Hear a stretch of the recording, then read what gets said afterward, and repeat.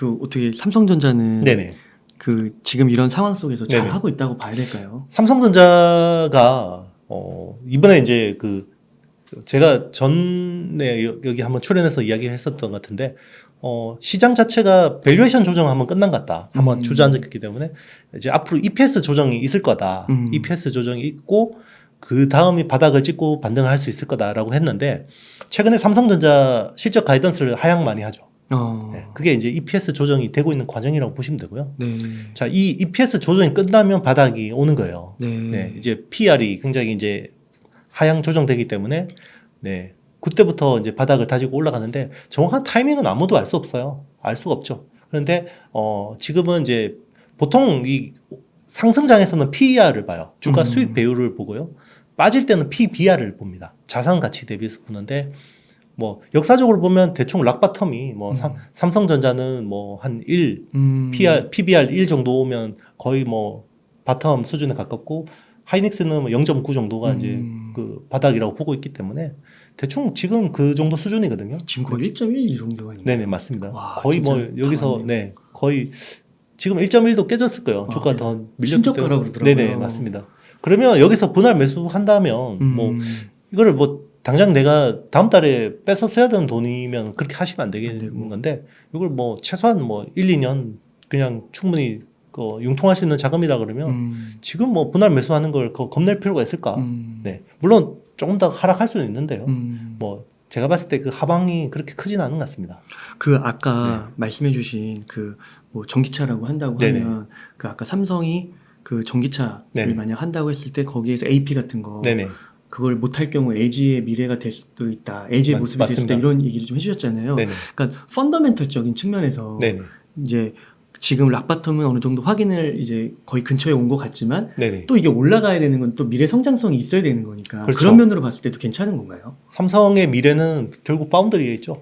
네. 파운드리가 지금 3나노를 어쨌든 치고 나가는 상황이잖아요. 네. 지금 TSMC가 세계 1등이고 2등이 이제 삼성전자인데 지금 3나노 GAA라고 그러죠. 게이트 올 어라운드라는 새로운 기술을 이제 시도를 하고 있기 때문에 만약에 이게 성공한다 그러면 결국 파운드리가 잘 되면요. AP도 잘 될 수밖에 없어요. 네. 그러면 이제 고급 설계를 가지고 있는 회사들이 삼성한테 계속 의뢰할 수밖에 없고 삼성이 사실 엑시노스를 개발하는데 애플 AP를 파운드리 하면서 굉장히 많이 배웠잖아요. 네, 뭐 이제 뭐 설계를 가져왔는지 모르겠는데 어쨌든 뭐 그 어떤 그 같이 파운드를 하다 보면 그 IP들이 그냥 생깁니다. 자연스럽게. 네. 뭔가 문제를 같이 해결하다 보면 IP라는 것들이 생기기 때문에 그러면 지금 자동차 쪽에서 그냥 글로벌리 테슬라라든지 애플이라든지 애플은 뭐 TSMC 쪽에서 안 올 것 같긴 하지만 뭐 테슬라라든지 구글이라든지 뭐 이런 자율주행차 쪽에서 OS와 AP를 하는 주요한 업체들이 삼성전자 파운드리를 맡기게 되면 삼성도 자연스럽게 여러 가지 IP들이 생기게 되는 거고요. 그 IP를 기반으로 해서 더 엑시노스 오토라든지 좋은 칩을 또 만들 수가 있는 거죠. 네. 어떻게 이게 좀 이렇게 우울하지만은 않은 건가요? 저는 희망적으로 보고 있습니다. 그 요즘에는 삼성전자 컨텐츠가 올라가면은 네네. 그 확실히 네. 부정적인 댓글이 많아졌어요. 그렇죠. 네, 지금 대중하고 반대로 가야 돈을 법니다. 네. 그러니까요. 그게 네. 참 많이 들었던 말인데 그렇죠. 막상 현실에 닥치니까 네네, 쉽지가 맞습니다. 않네요. 예. 그렇죠. 그래서 이 성공했던 분들, 이제 큰 자산을 일구신 분, 이제 슈퍼겜이라고 하는 분들, 이런 분들을 이제 만나보면 아, 내가 IMF 때 좋은 기회가 왔었는데 놓쳤다라는 거죠. 그래서 대부분 사람들 그냥 넘어가요. 그리고 같은 실수를 반복합니다. 99.9%는 반복해요. 근데 그 중에 0.1%는요, 자신의 과거 실수를 복기를 해서 네. 개선을 해요. 네. 자, 그러면 이 타이밍이 왔을 때 금융위기 때는 자기가 IMF 때 실수했던 것들을 반대로 한 거죠. 그래서 큰 자산을 일구신 거죠. 자, 그러면 우리 세대, 뭐 이제 지금 30, 40 정도에 되는 세대들은 금융위기 때 기회를 잡으신 분들이 별로 없을 거예요. 그죠? 그러면 그때를 복귀를 한번 해보시라는 거죠. 자, 그 사이클이 앞으로 또 10년 동안 펼쳐질 텐데, 그러면 또 똑같은 실수를 해서 기회를 놓칠 거냐, 아니면 거기서 개선을 해서 기회를 잡을 거냐. 네. 그 삼성전자 주식을 뭐 열애 진짜 국민 중에 열애 7, 8분들이 들고 계시다고 하는데 네네.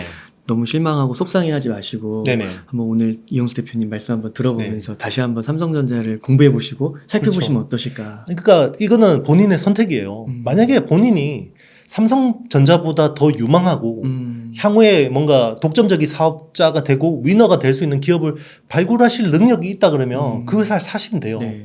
그 컨빅션이 있다 그러면 그걸 사시면 되고요. 그게 아니다 그러면 삼성전자 말고는 뭐 대안이 있을까? 세계 시장에서 뭔가 이거를 독점적인 위치를 가지고 있는 국내 기업들이 많지 않잖아요. 네. 그 대표님께서 말씀 네. 중에 삼성전자의 미래를 파운드리라고 네네. 좀 말씀해 주셨는데 네. 그 로봇 사업도 되게 활발하게 네네. 진출하려고 하지 않나요? 그 로봇 그렇죠. 사업은 미래가 될 수 없나요? 그러니까요.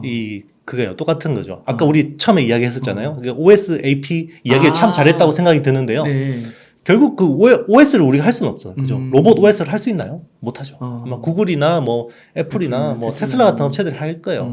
그 OS를 기반으로 우리가 최소한 AP까지는 할 수 있다는 거죠. 그럼 AP를 하려면 어떻게 해야 됩니까?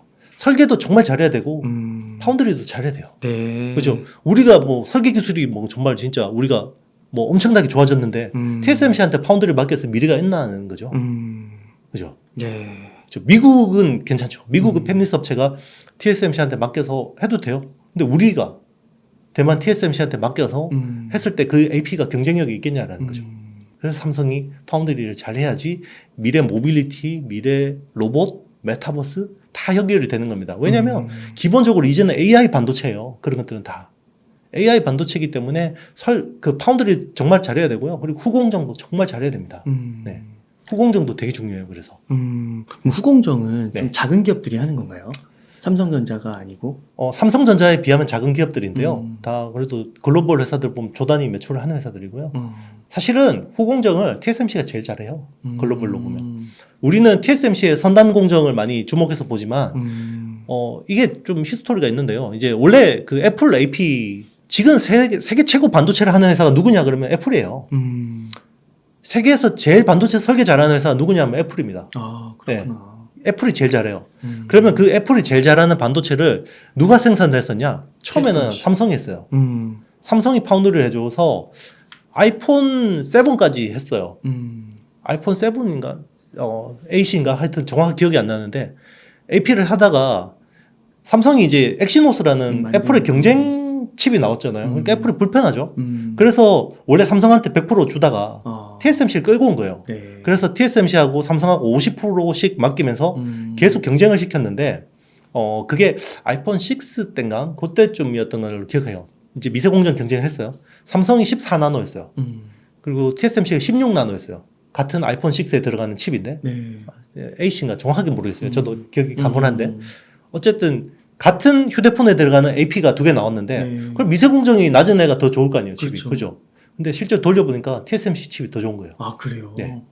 왜냐면 그때 TSMC가 첨단 후공정 기술 처음 적용했어요. 그게 팬아웃 WLP라는 기술이에요. 네. 웨이퍼 레벨 패키징이라는 기술을 적용해서 이게 퍼포먼스하고 발열이 훨씬 좋은 거죠. 그 뒤로 못 넘었었습니다. 삼성은. 아, 그래요? 네. 그래서 후공정 때문에 TSMC한테 뒤집어진 거고요. 그 뒤로는 이제 10나노 들어서는 선단 공정도 뒤집어진 거죠. 원래 14나노까지는 삼성이 더 잘했는데 그 뒤로는 왜냐면 파운드리라는 거는 칩을 많이 생산하는 애가 더 좋아질 수밖에 없어요. 그래서 애플 물량이 뺏겼기 때문에 지금 TSMC 매출에서 한 25% 30%가 애플 물량이거든요. 네. 이 정도 칩의 물량이 가면 그리고 애플 설계를 얼마나 잘합니까? 같이 하다 보면 그 IP도 많이 생기고 생산 기술도 좋아질 수밖에 없거든요. 네. 그러면은 이거 좀 역사를 잘 네. 몰라가지고 네네. 그러면은 그때 삼성이 네. 엑시노스를 만들지 말고 네. 어떻게 보면은 그때 뭐 역사를 되돌릴 수는 없는 거지만 네. TSMC의 역할을 네. 했었던 게 더 이익이 될 수도 있었던 거라고 보시나요? 만약에 삼성이 엑시노스를 안 했다 그러면 연간 3억 대씩 만드는 스마트폰을 못 했겠죠. 아, 또 그래요? 네, 그렇죠. 애플한테 AP를 뺏긴 거는 굉장히 뼈 아픈 거지만 스마트폰을 만약에 삼성이 없었다 그러면 지금 어떻게 돼 있을지 몰라요, 삼성은. 아, 네. 또 그렇게 참 엄청난 그때 순간의 그 변화의 그 네네. 기로가 있었었네요. 그렇죠. 둘 다 잘했으면 좋겠지만, 네, 어쨌든 뭐 역사의 가정은 없으니까요. 그러면 이렇게 삼성전자가 좀 로봇 사업 진출이 좀 네네. 활발한 거는 네네. 정말 파운드리에서 네네. 정말 TSMC와 한번 대등하게 한번 경쟁해 보겠다. 네. 그런 각오가 좀 있다고는 봐야 될까요? 그렇죠. 이제 결국 차별화 포인트라는 게 결국 그런 거잖아요. 이게 OS가 엄청나게 좋든지. 그러니까 똑같아요. 우리 그 스마트폰 사이클을 한번 복귀해 보면요. 우리 스마트폰이라는 게 처음 나왔을 때 그 애플은 뭐 넘사벽이니까 빼고 안드로이드 쪽에서 보면 제일 먼저 이야기한 게 뭐였는지 기억나시는지 모르겠는데 이게 OS가 2.2냐, 2.3이냐, 2.4냐 이런 가지고 막 경쟁했었어요. 네. 그때 뭐 삼성이 제일 빨랐죠. 음. 뭐 만약에 그때 2.2가 뭐 프로요 뭐 이런 거였으면 2.3이 뭐 진저브레드 뭐 젤리코 허니콤 뭐 네 이런 거, 예, 기억나시죠? 맞아요. 네. 지금 아무도 그거 지금 뭐 신기한 그죠? 거죠. 지금 OS 뭐 시리즈가 몇 아무도 몰라요. 그때는 이 OS를 제일 먼저 적용한 애가 제일 잘하는 거예요. 스마트폰도 제일 잘 팔렸어요. 삼성이 그때는 왜 제일 먼저 구글의 최첨단 OS를 적용할 수 있었냐면 AP가 있었어요. 그러니까 AP가 있으니까 이게 가능한 건데 LG는 퀄컴이라는 AP 업체한테 받았으니까 그 퀄컴이 구글하고 이걸 해서 협의를 해서 이걸 가지고 다시 LG하고 협의를 하니까 늦을 수밖에 없죠. 네. 그러니까 스마트폰 경쟁력이 처지는 거예요. 네. 그러니까 같은 시즌에 나왔는데 성능이 얘가 더 좋은 거죠. OS가 더 좋은 거. 빠르게 나오는 거죠. 그렇죠. 그러면 생각해 볼게요.